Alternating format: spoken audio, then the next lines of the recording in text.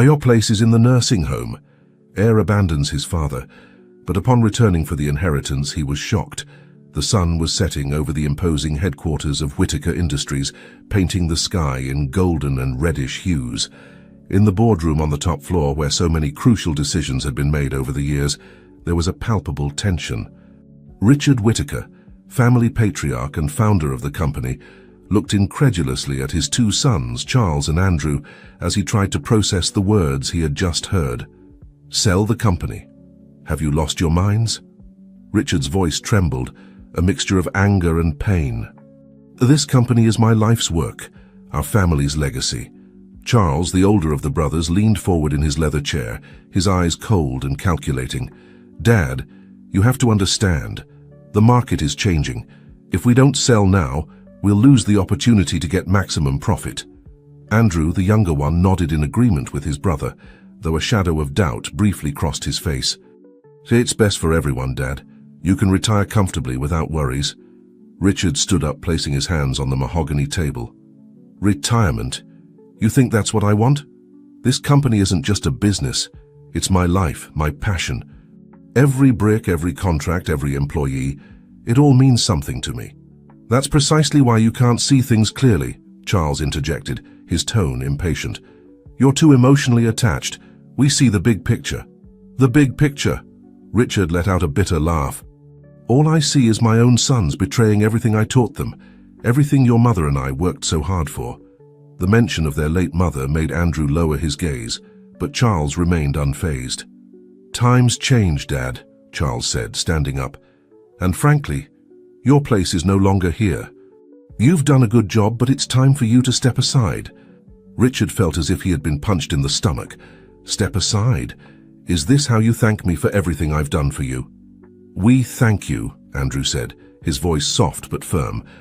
But the decision has been made. The board of directors has already given their preliminary approval. What? Richard looked around, realizing he was alone in this battle. When? How? It's been a long process, Charles explained. And to be honest, your place is in the nursing home, Dad. You'll be comfortable and well cared for there. Charles's words fell like a hammer on Richard. The nursing home? You're sending me to a nursing home. It's for your own good, Andrew insisted, though he couldn't look his father in the eye.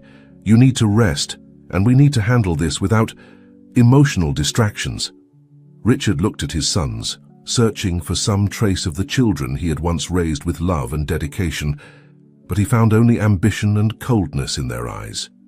Please, Richard pleaded, his voice breaking. Don't do this to me. Don't destroy what we built. Charles approached his father, placing a hand on his shoulder.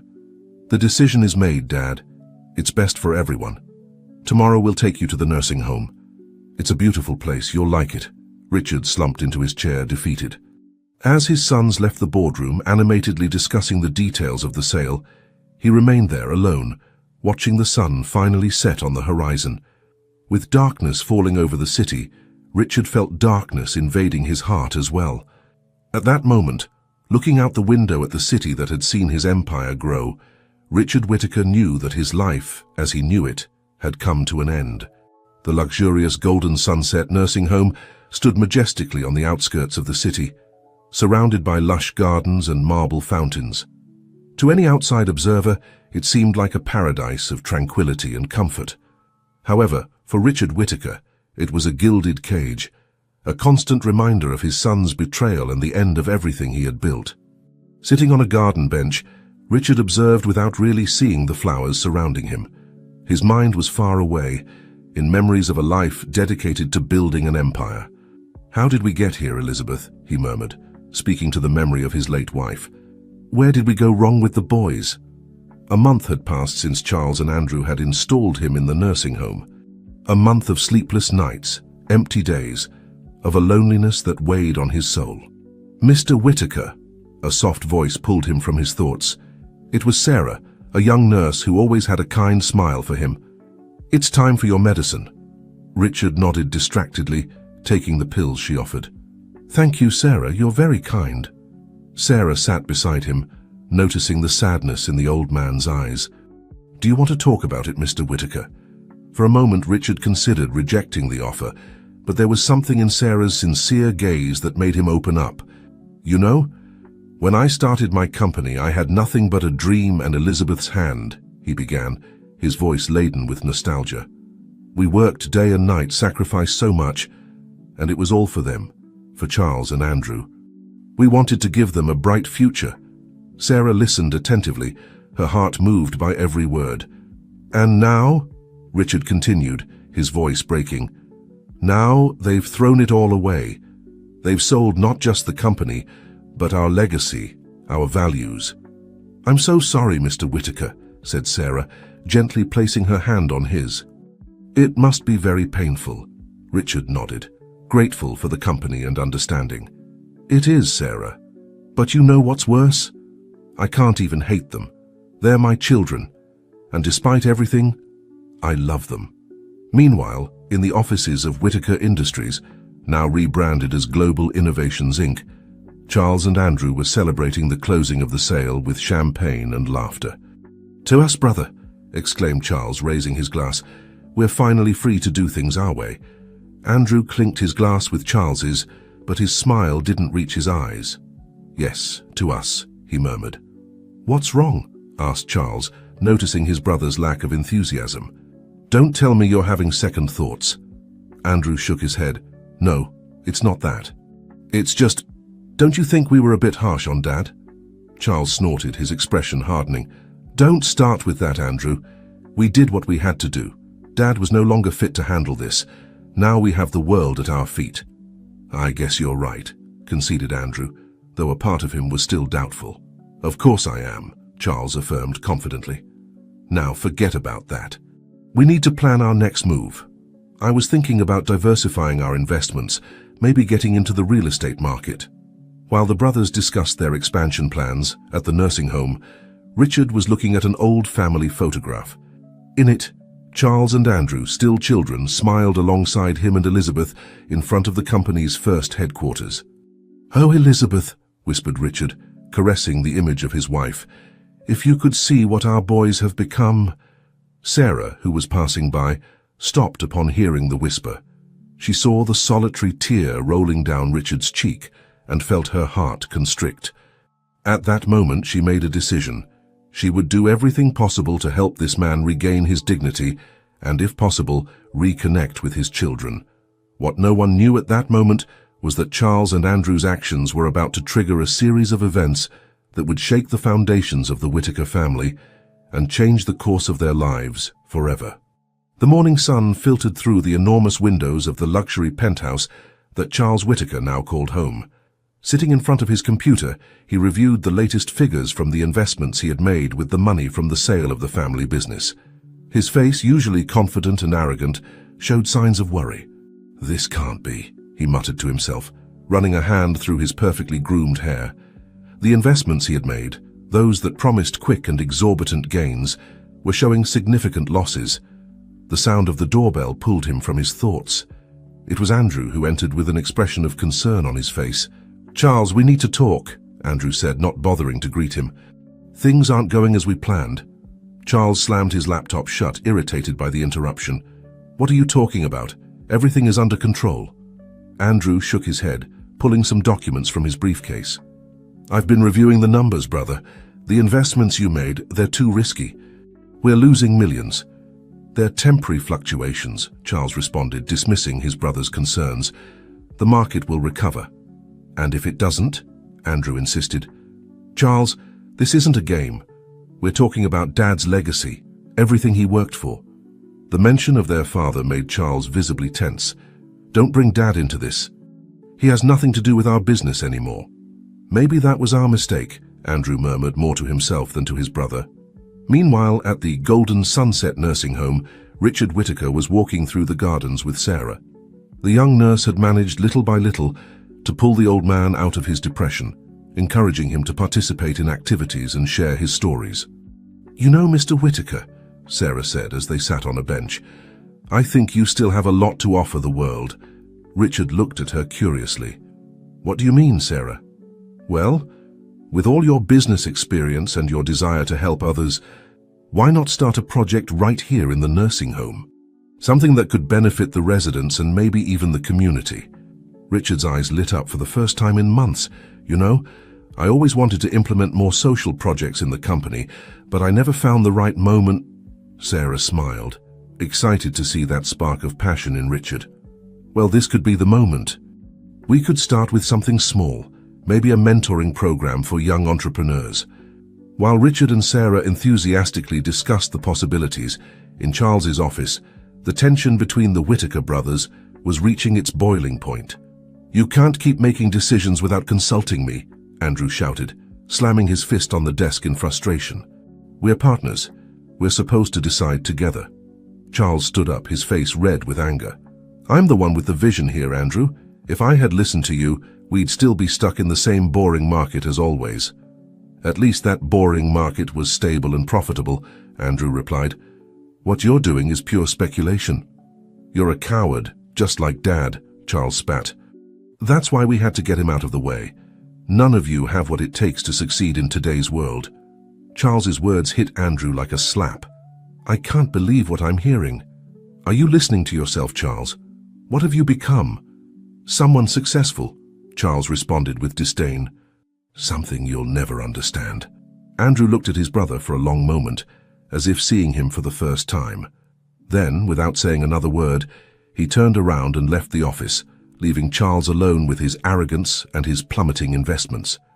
That night, as Charles drowned himself in expensive whiskey, trying to ignore the growing feeling that everything was falling apart around him, Andrew drove aimlessly through the city, his mind a whirlwind of guilt, regret, and fear for the future. And at the nursing home, Richard Whittaker went to bed with a smile on his lips for the first time in months, his mind full of ideas for the project he had discussed with Sarah. Without knowing it, he was planting the seeds of a change that would affect not only his life, but that of many others. The next morning, Andrew woke up in his car, parked in front of the old family home. With dark circles under his eyes and his suit wrinkled, he looked at the facade of the house where he grew up, remembering simpler and happier times. With a sigh, he pulled out his phone and dialed a number he hadn't used in a long time. "Hello? Golden Sunset Nursing Home? I'd like to speak with Richard Whittaker, please." Meanwhile, at the offices of Global Innovations, Inc., Charles entered with a determined stride, ignoring the concerned looks from employees. News of the losses had leaked, and the atmosphere was tense. "Mr. Whittaker," his assistant intercepted him, visibly nervous. "There's an urgent call from the investors. They're demanding an emergency meeting." Charles cursed under his breath. "Tell them I'll be available in an hour. And get me the latest financial reports. We're going to turn this around." At the nursing home, Richard was in the middle of an animated discussion with a group of residents when a nurse approached. "Mr. Whittaker, you have a call. It's your son, Andrew." Richard's heart skipped a beat. With trembling hands, he took the phone. "Andrew? Son, is that you?" "Dad," Andrew's voice sounded broken. I'm so sorry, can we talk?" As father and son began a conversation filled with pent-up emotions and painful truths, Sarah worked in her small office, developing the plan for Richard's project. Her enthusiasm was contagious, and soon other staff members joined to help. "This could be really big," commented a colleague reviewing Sarah's notes. "Mr. Whittaker has connections that could make this a reality." Sarah nodded, her eyes shining with determination. "And not just that. He has the heart and vision to do something truly meaningful." As the day progressed, the lives of the Whittakers took unexpected turns. Andrew, after a long and emotional conversation with his father, decided to visit the nursing home in person. Charles, meanwhile, faced a furious and demanding board of directors, struggling to maintain control of a situation that was slipping through his fingers. When Andrew arrived at the nursing home, he was surprised to find his father surrounded by people, animatedly discussing plans and projects. Richard, upon seeing his son, stopped short. "Andrew," he said, his voice a mixture of surprise and emotion. "My boy." Father and son embraced, years of distance and misunderstandings melting away in that moment. Sarah, observing the scene from afar, felt her eyes moisten. "Dad, I've been an idiot," Andrew began, his voice breaking with emotion. "I failed you. I failed us all." Richard shook his head, placing his hands on his son's shoulders. "No, Andrew. I made mistakes too. But you're here now, and that's what matters." As father and son began to rebuild their relationship, In the offices of Global Innovations Inc., Charles faced a perfect storm. Investors demanded answers, stocks were in freefall, and rumors of a possible bankruptcy began to circulate. "This is unacceptable, Whitaker," one of the board members shouted. "You've brought this company to the brink of the abyss." Charles, sweating and with his tie loosened, tried to maintain his composure. "It's just a phase. The market will recover. I have a plan." "Your plans have led us to this," another member interrupted. "I think it's time to consider a change in leadership." While Charles watched his house of cards begin to crumble at the nursing home, Richard shared with Andrew his ideas for the new project. "It's ambitious, Dad," Andrew said, reviewing the plans. "But I think it could work. And more importantly, it could make a real difference." Richard smiled, feeling a warmth he hadn't experienced in a long time. "With your help, son, I know we can make it happen." Sarah, who had joined the conversation, couldn't help but feel a special connection with Andrew. There was something in his sincere regret and his desire to make things right that resonated deeply with her. As the sun set over the city, the lives of the Whitakers were in full transformation. Richard and Andrew, reunited after so long, began to heal old wounds and forge a new path together. Charles, for his part, faced the consequences of his unbridled ambition, seeing how everything he had fought for crumbled around him. And in the midst of all this, Sarah realized that she had come to be part of something much bigger than she had ever imagined. The project she had helped initiate was taking on a life of its own, with the potential to change not only Richard's life, but that of many others. That night, as the city prepared to sleep, the seeds of change planted that day began to germinate, promising a future that none of them could have anticipated. The following days were a whirlwind of activity at Golden Sunset Nursing Home. Richard and Andrew, with Sarah's tireless help, worked day and night on their mentoring project for young entrepreneurs. Richard's energy and enthusiasm were contagious, attracting more and more residents and staff to participate. Meanwhile, in the corporate world, Charles's fall was as swift as his rise had been. News of Global Innovations Inc.'s massive losses had leaked to the press, and the company's stock was plummeting uncontrollably. One morning, as Richard and Andrew were having breakfast together at the nursing home, discussing the latest details of their project, Sarah rushed in with a newspaper in hand. "Mr. Whitaker, Andrew, you need to see this," she said, handing them the paper. The headline was shocking.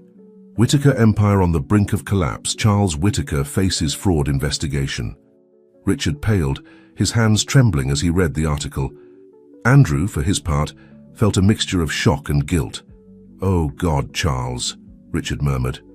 "What have you done?" Andrew stood up, determination on his face. "I have to go see him, Dad. I can't leave him alone in this, no matter what he's done." Richard nodded, a mixture of pride and concern in his eyes. "Go, son. But be careful." As Andrew prepared to leave, Sarah stopped him at the door. "Andrew," she said softly, "I know he's your brother, but don't let this destroy all the progress you've made." Andrew looked at her, surprised by the intensity of her concern. "Thank you, Sarah. I won't. I promise."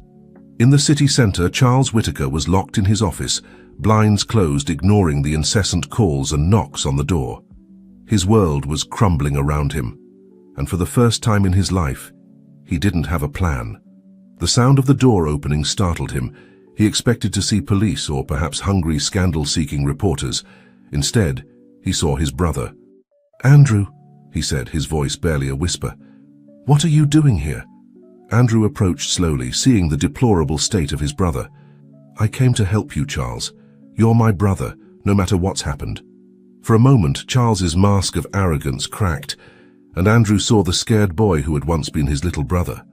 Without saying another word, Andrew hugged Charles, who finally broke down, years of repressed emotions coming to the surface.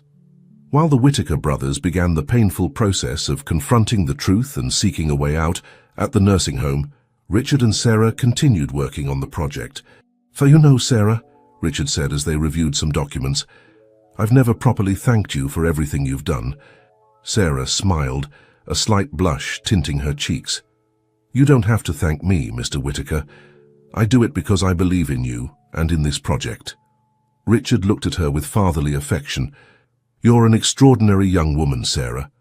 You remind me a lot of my Elizabeth when she was young, always seeing the best in people, always willing to help.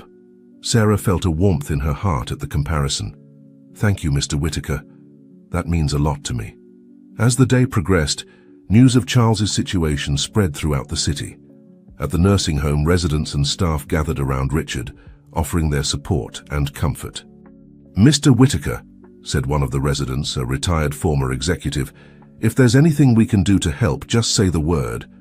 Richard, moved by the support, realized he had found a new family at the nursing home. Thank you all. Your support means more than I can express. That night, Andrew returned to the nursing home, tired but determined. He found his father and Sarah still working in the small office they had adapted for the project. Charles is in serious trouble, Dad, Andrew said, slumping into a chair, but I think we can help him. It won't be easy, and he'll have to face the consequences of his actions, but all is not lost. Richard nodded, a mixture of sadness and hope in his eyes. We'll do whatever is necessary, son. We're a family, after all. Sarah, observing the interaction between father and son, felt a wave of admiration. Despite everything they had been through, they remained united, willing to support each other. Mr. Whitaker, Andrew, she said, an idea forming in her mind. What if we incorporated Charles into the project somehow? It could be a form of redemption for him, and his experience could be valuable. Andrew and Richard looked at each other, surprised by the suggestion. After a moment of reflection, Richard smiled. Sarah, you're brilliant. That could be exactly the opportunity Charles needs to reconnect with what really matters. As they discussed the details of how they could integrate Charles into the project, a sense of hope filled the room. Despite the challenges they faced, the Whitaker family was finding its way back to unity.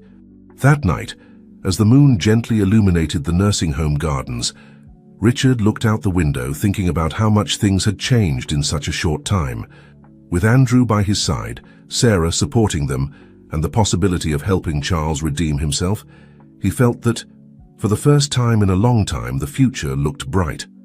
What none of them knew was that fate had even more surprises in store for the Whitaker family, and that the real challenge was just beginning. The following days were a whirlwind of activity. While Andrew worked tirelessly to help Charles navigate the legal maze he faced, Richard and Sarah continued developing their mentoring project at the nursing home. One afternoon, as Richard was reviewing some documents in his room, Sarah entered with an expression of excitement on her face. Mr. Whitaker, she exclaimed, I just received a call. The Bright Hope Foundation is interested in our project. They want to meet with us to discuss a possible collaboration. Richard removed his glasses, his eyes shining with enthusiasm. That's wonderful, Sarah. The Bright Hope Foundation has an excellent reputation. Their support could be just what we need to take this project to the next level. As they discussed the details of the meeting, Andrew arrived, looking tired but determined. Dad, Sarah, he said, slumping into a chair. I have news about Charles. Richard and Sarah looked at him expectantly. The prosecutor's office is willing to make a deal, Andrew continued. If Charles cooperates fully, returns the misused funds, and agrees to participate in a community service program, they could significantly reduce the charges. Richard let out a sigh of relief. Thank God. And how is Charles? Andrew ran a hand through his hair. He's remorseful. I think he's finally realizing the magnitude of his mistakes. In fact, he added, looking at Sarah, he mentioned he'd like to talk to you about the project. I think your idea of including him could be just what he needs. Sarah smiled, a mixture of surprise and satisfaction on her face. I'm glad to hear that. We all deserve a second chance. The following days were a frenzy of preparations. Richard and Sarah immersed themselves in planning for the meeting with the Bright Hope Foundation, while Andrew continued working on Charles's legal case. A week later, the day of the meeting arrived. Richard, dressed in his best suit, was nervous but excited. Sarah, by his side, reviewed the notes one last time. Everything will be fine, Mr. Whitaker, she said, giving him a reassuring smile. Our project is solid and your experience is invaluable. Just as they were about to leave, Andrew came running, out of breath. Wait, he exclaimed. Charles is here. He wants to talk to you before the meeting. Richard and Sarah exchanged looks of surprise. Moments later, Charles entered the room. He looked different, thinner and with dark circles under his eyes, but there was a humility in his eyes they had never seen before. "Dad, Sarah," Charles began, his voice trembling. "I know I've made terrible mistakes, but I want to make things right. If you'll allow me, I'd like to accompany you to the meeting. Maybe I can contribute something." Richard looked at his older son, seeing for the first time in years the boy he had once been. Without saying a word, he approached and hugged him tightly. "Of course you can come, son," Richard said with tears in his eyes. "You're part of this family and you always will be." Sarah, moved by the scene, nodded in agreement. "Your experience could be very valuable, Charles. Welcome to the team." And so the four of them headed to the meeting with the Bright Hope Foundation. The presentation was a resounding success. Richard spoke passionately about the importance of mentoring young entrepreneurs. Sarah presented the project details with clarity and enthusiasm, and to everyone's surprise, Charles intervened at various points, contributing valuable ideas on how to make the program more effective and sustainable. At the end of the meeting, the Foundation's director, Isabel Vega, was visibly impressed. "Mr. Whitaker, Sarah," she said with a smile, "I must say I'm pleasantly surprised, not only by the solidity of your project, but by the spirit of collaboration and redemption I see here. The Bright Hope Foundation would be delighted to support this initiative." The joy in the room was palpable. Richard hugged his sons, tears of happiness in his eyes. Sarah, moved, couldn't help but join the family embrace. As they left the meeting, Charles approached Sarah. "Thank you," he said quietly, "for believing in me, for giving me this opportunity. I promise I won't let you down." Sarah smiled warmly at him. "We all deserve a second chance, Charles. What's important is what we do with it." In the months that followed, the project flourished beyond their most optimistic expectations. The mentoring program expanded rapidly, helping dozens of young entrepreneurs launch their businesses. Richard found a new passion in sharing his experience. Charles worked tirelessly to redeem himself through his participation in the project, and Andrew discovered he had a natural talent for management and mediation. Sarah, for her part, became the heart of the project. Her compassion, combined with her sharp intelligence and organizational skills, made her a fundamental piece of the program's success. One afternoon, as they celebrated the project's first anniversary, Richard gathered everyone together. "I want to thank you," he began, his voice laden with emotion, "my sons, for finding your way back to our family. Sarah, for being the light that guided us in our darkest moment. And to everyone who has made this project a success. We've built something beautiful here, something that goes beyond business. We've built a community." As everyone applauded and hugged, Sarah felt a hand on her shoulder. It was Andrew, looking at her with a mixture of gratitude and something else, something that made her heart beat a little faster. "None of this would have been possible without you," Andrew said softly. "You've changed our lives, Sarah." Sarah smiled, feeling a warmth in her cheeks. "You've changed mine too," she responded. As the celebration continued around them, Sarah looked at the Whitaker family, now united and stronger than ever. She had come to love them all, Richard with his wisdom and compassion, Charles on his path to redemption, and Andrew, whose quiet strength and determination had captivated her. What Sarah didn't know was that fate had more surprises in store for all of them. The success of the project had attracted the attention of powerful people, some with good intentions and others not so much. And soon, the Whitaker family and Sarah would find themselves facing new challenges that would test their unity and determination like never before. The success of the Whitakers' mentoring project did not go unnoticed. Soon, offers of collaboration and expansion proposals began to arrive from all over the country. Richard, Charles, and Andrew worked tirelessly to maintain the integrity of the program while exploring new opportunities. One afternoon, as Sarah was organizing some documents in the project office, she received an unexpected call. "Hello?" she answered. "Sarah Thompson?" asked a deep voice on the other end of the line. "Yes, that's me. How can I help you?"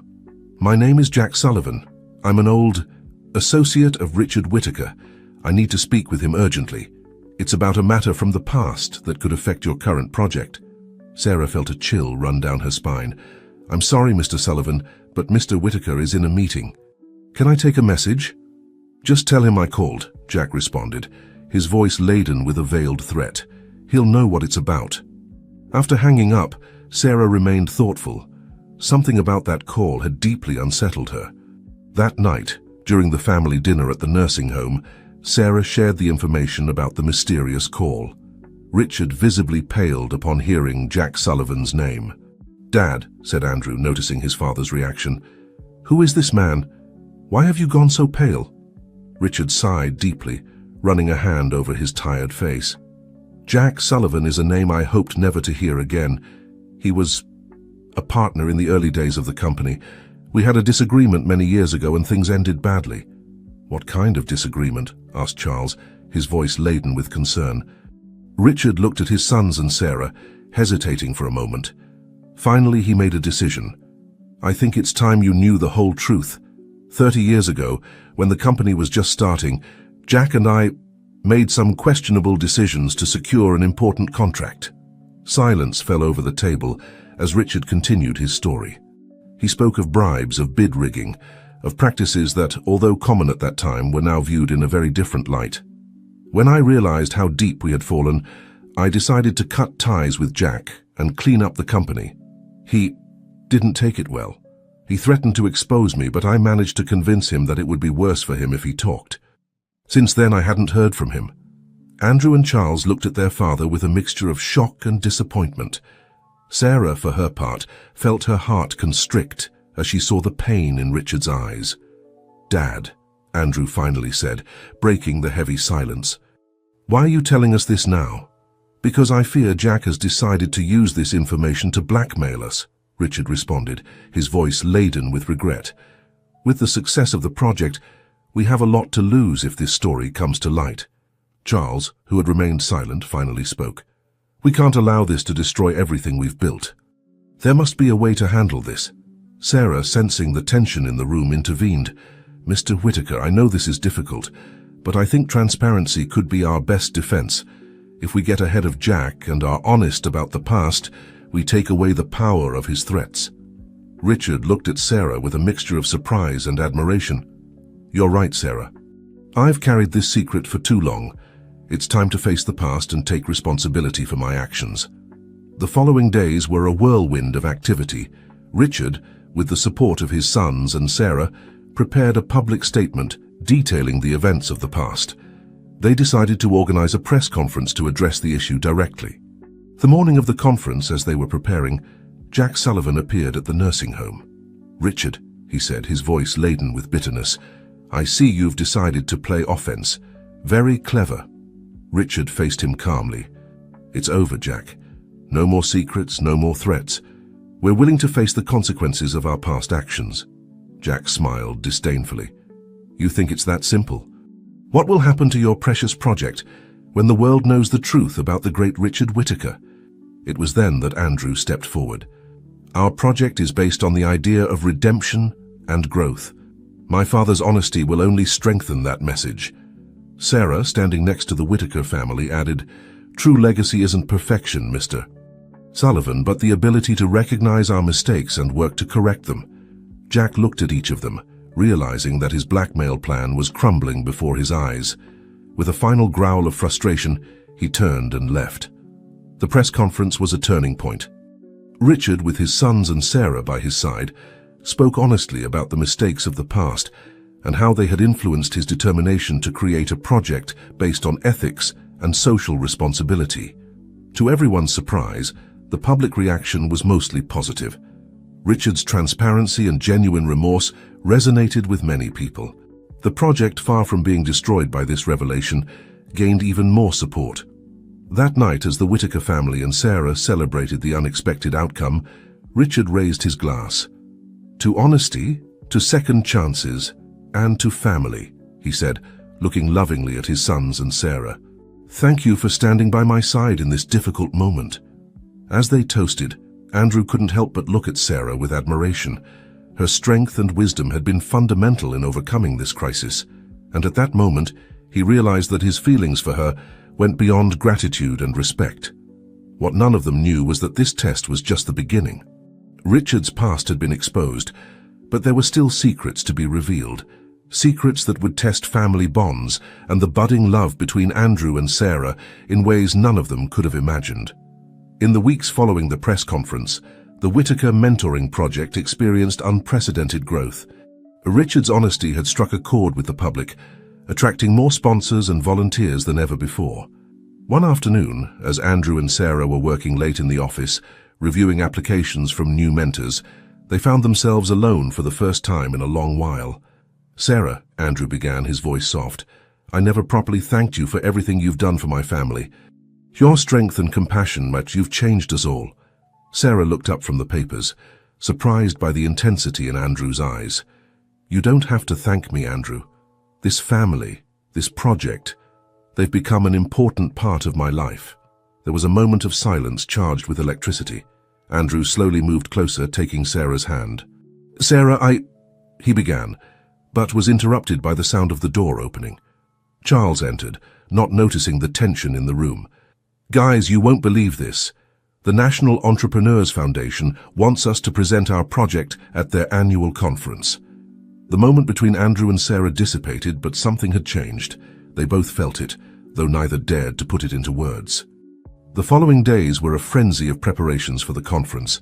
Richard, excited about the opportunity, spent hours perfecting his presentation. Charles and Andrew immersed themselves in the logistical details, while Sarah coordinated with the mentors and apprentices who would accompany them. The night before departing for the conference, Richard gathered everyone for a family dinner. "Before we leave tomorrow," Richard began, his voice charged with emotion, "I want to thank you all. Charles, Andrew, you've shown a strength and commitment that fills me with pride. And Sarah," he said, turning to her, "you've been a blessing to this family. I don't know what we would have done without you." Sarah felt a lump form in her throat. "Thank you, Mr. Whitaker. You've become my family too." The dinner proceeded in a warm and familiar atmosphere, filled with laughter and anecdotes. However, Andrew couldn't help but cast furtive glances at Sarah, and she, in turn, felt a tingle every time their eyes met. The next morning, the group departed for the conference. The event was even bigger than they had imagined, with hundreds of entrepreneurs and leaders from across the country. During the presentation, Richard spoke passionately about the power of redemption and the importance of giving second chances. Charles shared his own transformation experience, moving the audience. Andrew presented the tangible results of the program, while Sarah spoke about the emotional impact on the participants. At the end of the presentation, the ovation was deafening. The Whitakers and Sarah were surrounded by people interested in replicating the program in their own communities. Amidst the bustle, Andrew noticed that Sarah seemed overwhelmed. Without thinking twice, he took her hand and guided her to a nearby balcony. "Are you okay?" he asked, his voice full of concern. Sarah nodded, taking a deep breath. "Yes, it's just that sometimes I forget how big this has all become. It's overwhelming." Andrew looked at her, admiring how the evening light illuminated her face. "Sarah, there's something I've wanted to tell you for a long time." But before he could continue, they were interrupted by Charles, who was looking for them for an interview with an important journalist. That night, during the gala dinner closing the conference, Richard was approached by an elegant middle-aged woman. "Richard Whitaker," she said, extending her hand. "I'm Elena Vega, director of the New Horizons Foundation. I'm impressed with your project and would like to discuss a possible collaboration." Richard shook her hand, intrigued. "It would be a pleasure, Mrs. Vega. Why don't you join our table?" As they dined, Elena shared her ideas for expanding the mentoring program nationwide. Her enthusiasm was contagious, and soon everyone at the table was immersed in an animated discussion about the possibilities. However, Sarah couldn't help but notice something familiar about Elena. There was something in her way of speaking, in her gestures, that reminded her of someone, though she couldn't pinpoint who. As the night progressed, Andrew finally found a moment to speak alone with Sarah. "Sarah," he began, his heart beating fast, "I've been trying to find the right moment to tell you this. I think I've fallen in love with you." Sarah looked at him, her eyes shining with contained emotion. "Andrew, But before she could respond, they were interrupted by the sound of glass breaking. They turned to see Richard, pale as a ghost, staring at Elena Vega. "Elizabeth," Richard whispered, his voice barely audible. It can't be. Elena, or Elizabeth, looked at Richard with a mixture of shock and recognition. Richard, after all these years? The silence that followed was deafening. Charles and Andrew looked confused from their father to the woman they had just met as Elena Vega. Sarah, for her part, began to put the pieces together, remembering the old photographs Richard had shown her of his late wife. "Mom?" Charles's voice broke the silence, laden with disbelief and emotion. Elizabeth Elena looked at her sons, tears forming in her eyes. "Charles, Andrew, my boys." The revelation fell like a bomb on the party. Nearby guests began to murmur, while the Whittaker family found themselves at the center of an emotional whirlwind. Richard, recovering from the initial shock, took control of the situation. "I think we need to talk in private," he said, his voice shaky but firm. As the family retreated to a private room, Sarah stayed behind, her mind spinning. The woman everyone believed dead was alive. What would this mean for the family she had come to love? And what would happen with Andrew's newly confessed feelings? As the door closed behind the Whittaker family and the woman who was once Elizabeth Whittaker, Sarah realized that this revelation would change everything. The past and present were colliding in a way no one could have foreseen, and the consequences of this encounter would resonate in their lives in ways they couldn't yet imagine. The tension in the private room was palpable.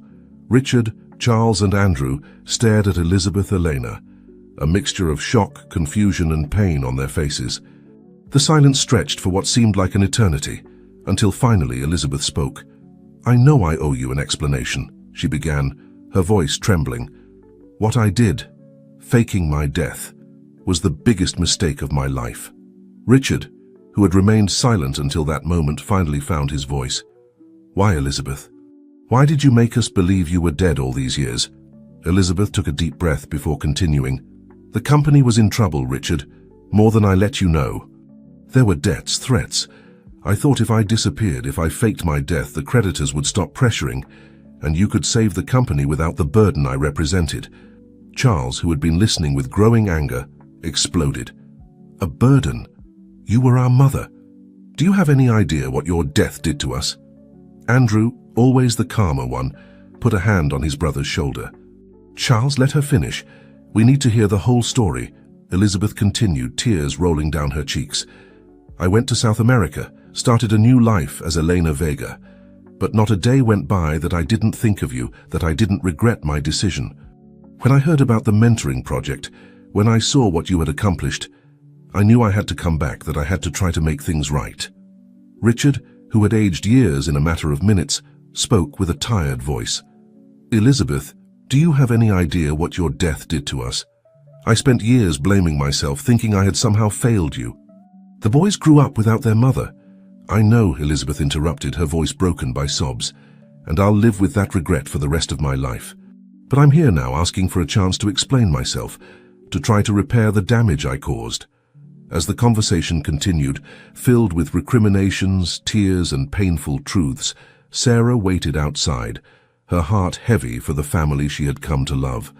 She thought of Andrew, of the interrupted confession, of how this revelation would change everything. Hours later, the door finally opened.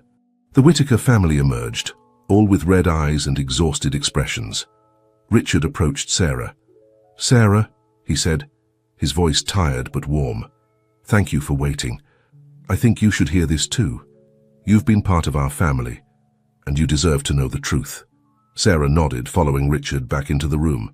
Elizabeth looked at her with a mixture of curiosity and gratitude. "So you're Sarah," Elizabeth said softly. "I've heard a lot about you tonight. Thank you for taking care of my family when I couldn't."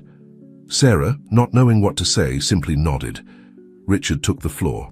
"We've decided that Elizabeth, Eleanor, will stay for a while. There's a lot to resolve, a lot to heal. But we believe it's important to try for everyone's sake." Charles and Andrew, though visibly exhausted, nodded in agreement. "It won't be easy," Andrew added, his gaze briefly meeting Sarah's. "But if anything this project has taught us, it's the power of redemption and second chances." The following days were a whirlwind of emotions. The news that Elizabeth Whittaker was alive leaked to the press, creating a media frenzy. The mentoring project, ironically, gained even more attention, with many seeing the Whitaker story as a powerful example of reconciliation and forgiveness. Sarah found herself in the middle of it all, supporting the family as they dealt with this new reality. She saw how Richard struggled between past pain and hope for a new beginning. She observed Charles and Andrew trying to reconnect with the mother they thought they had lost. And in the midst of all this, Sarah and Andrew barely had time to talk about the interrupted confession on the balcony.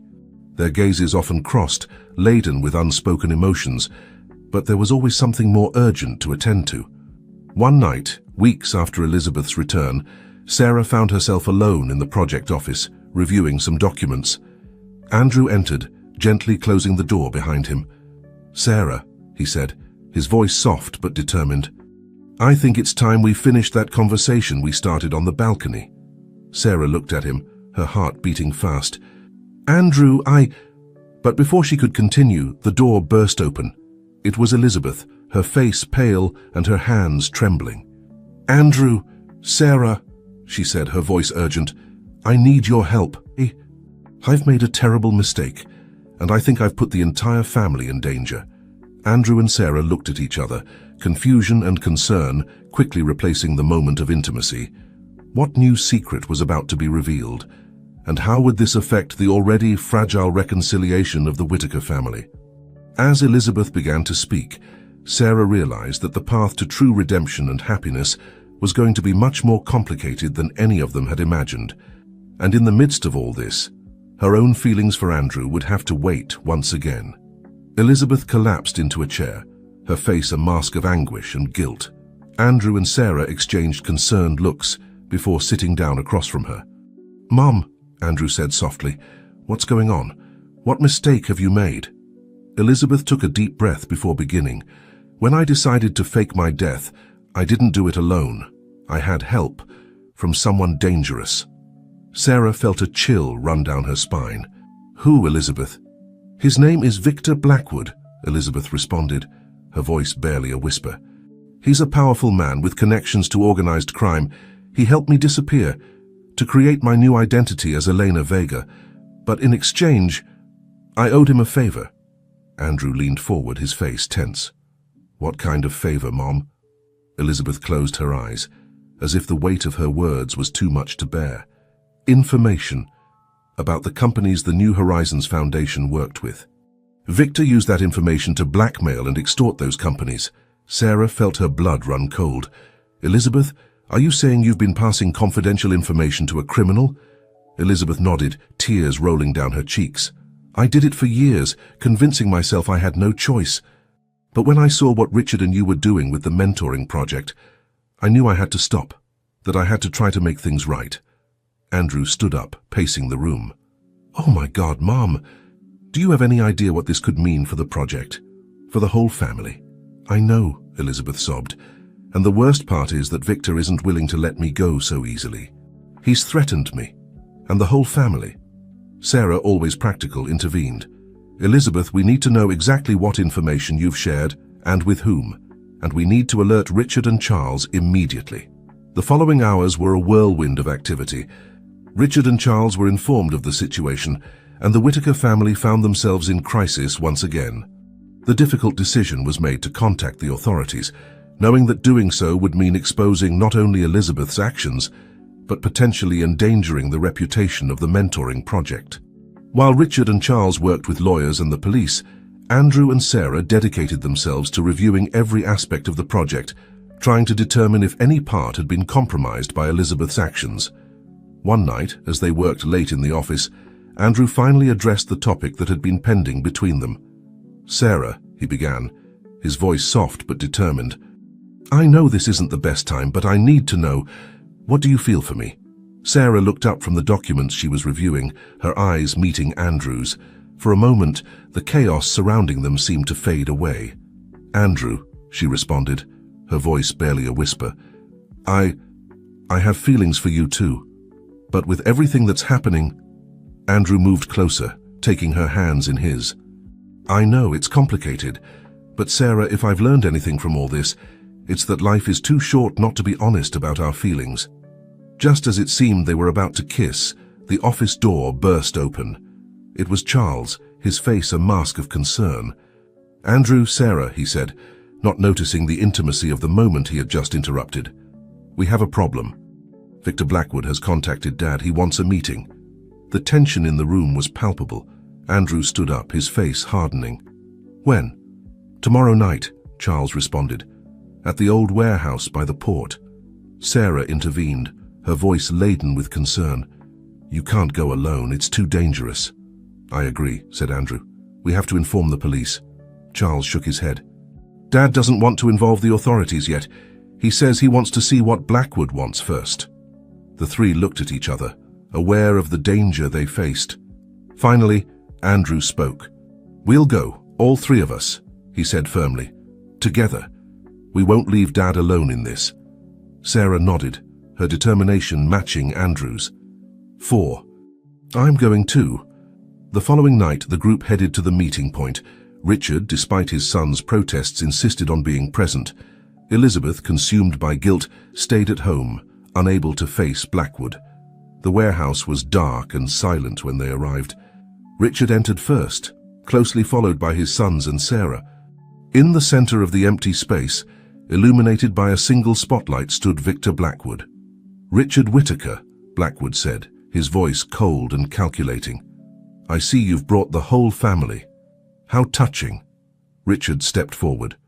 "What do you want, Blackwood?" Blackwood smiled, but it was a smile that didn't reach his eyes. "I want what's owed to me.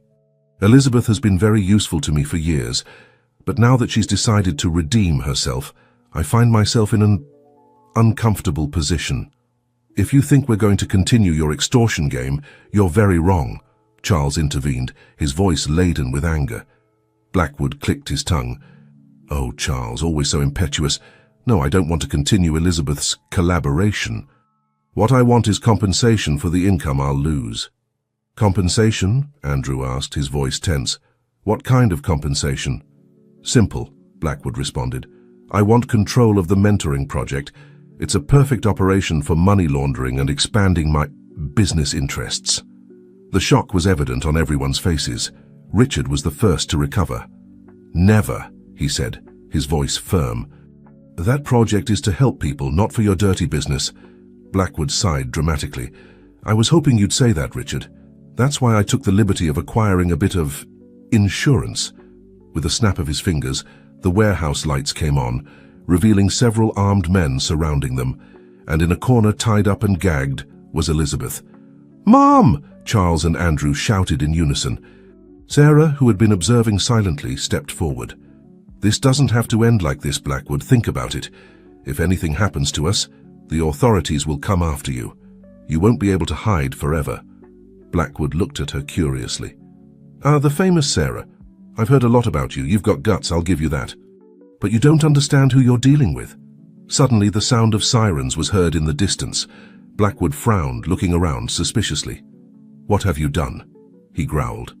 Richard smiled for the first time that night. "We're not as naive as you think, Blackwood. We may not have brought the police with us, but we took precautions."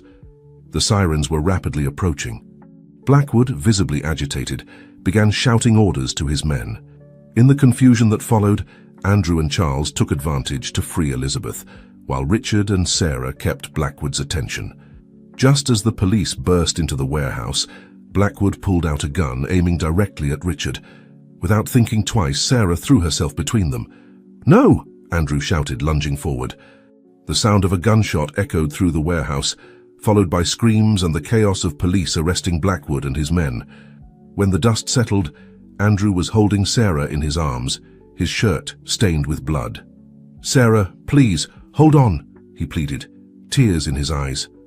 Richard, Charles, and Elizabeth gathered around them, their faces a mixture of shock and terror. As paramedics rushed into the warehouse, the Whittaker family found themselves united like never before, facing this new crisis together. Would Sarah survive?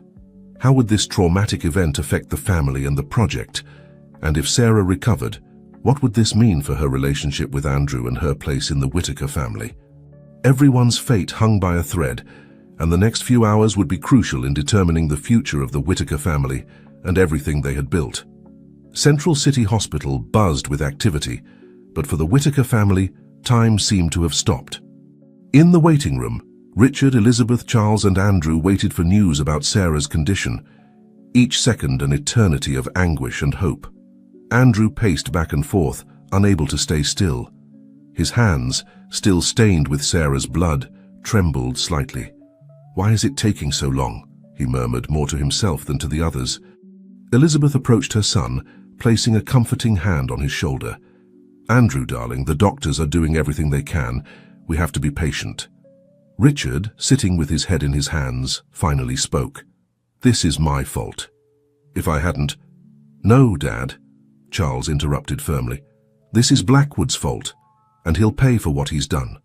Just then, a doctor entered the waiting room. Everyone stood up, holding their breath. "Family of Sarah Thompson," the doctor began, his face serious but not grim. "The operation was a success. The bullet didn't damage any vital organs, but she lost a lot of blood. The next 24 hours will be critical, but we're optimistic about her recovery." A collective sigh of relief filled the room. Andrew, unable to contain his tears, asked, "Can we see her?" The doctor nodded. "You can go in one at a time, but only for a few minutes. She needs to rest." Andrew was the first to enter Sarah's room. Seeing her there, pale and connected to machines, made his heart constrict. He approached the bed, gently taking her hand. "Sarah," he whispered, his voice broken with emotion. "Please, you have to get better. I love you.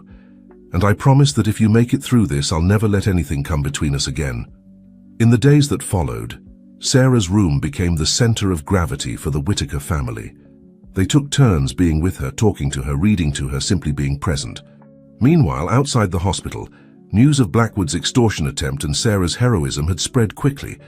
To everyone's surprise, instead of damaging the reputation of the mentoring project, the story had inspired the community. Hundreds of people came forward as volunteers, eager to support a cause that had demonstrated such courage and integrity. A week after the incident, Sarah finally opened her eyes. The first thing she saw was Andrew's face, who had fallen asleep holding her hand. "Andrew," she murmured weakly. Andrew woke with a start, his eyes lighting up as he saw Sarah conscious. "Sarah, thank God. How do you feel?" Sarah tried to smile, though the effort was visible. "Like I've been hit by a truck. But I'm alive." Andrew couldn't contain himself any longer. Leaning in, he gently kissed her lips. "I love you, Sarah, and I promise I'll never lose the chance to tell you that again." Tears of happiness rolled down Sarah's cheeks. "I love you too, Andrew, and I don't regret what I did. You're my family." News of Sarah's recovery spread quickly. Richard, Elizabeth, and Charles entered the room, their faces a mixture of relief and joy. "Sarah," Richard said, his voice laden with emotion, "there are no words to thank you for what you've done for this family. You risked your life for us." Elizabeth, with tears in her eyes, added, "You've taught us the true meaning of love and sacrifice. Thank you for bringing this family back together." Charles, always the most emotionally reserved, simply took Sarah's hand and squeezed it gently. "Welcome back, little sister." In the weeks that followed, as Sarah recovered, the Whitaker family worked tirelessly to rebuild and strengthen the mentoring project. The story of their struggle against corruption and their dedication to the cause inspired more people than they could have ever imagined. Victor Blackwood was tried and convicted, his extortion network dismantled. Elizabeth, in an act of redemption, testified against him, also facing the legal consequences of her own past actions. A month after leaving the hospital, Sarah found herself in the Garden of Golden Sunset nursing home, surrounded by the Whitaker family and dozens of participants from the mentoring program. Richard, standing in front of everyone, raised a glass. "Today we celebrate not only Sarah's recovery," he began, his voice full of pride and emotion, "but also the rebirth of our family and this project. We've faced challenges we never imagined, but we've emerged stronger and more united than ever." Andrew, with his arm around Sarah, continued, "And it's thanks to Sarah that we're here today. She taught us the true meaning of courage, love, and dedication." Sarah, blushing at the attention, took the floor. "I didn't do anything you wouldn't have done for me. This family, this project, they've given me a purpose and a home, and I promise to dedicate every day to honoring that gift." As applause filled the air, Andrew knelt in front of Sarah, pulling a small box from his pocket. "Sarah Thompson," he said, his voice trembling slightly, Would you do me the honor of officially becoming part of this crazy family? Will you marry me?" The garden fell silent, everyone holding their breath as they waited for Sarah's answer. With tears of happiness in her eyes, Sarah nodded. "Yes, Andrew. 1,000 times yes." Cheers and applause erupted as Andrew placed the ring on Sarah's finger and kissed her passionately. Richard, Elizabeth, and Charles joined them in a group hug, symbolizing the unbreakable bond they now shared. As the sun set over the garden, bathing the scene in a warm golden glow, the Whittaker family realized they had found something more valuable than any business empire. They had found the true meaning of family, love, and redemption.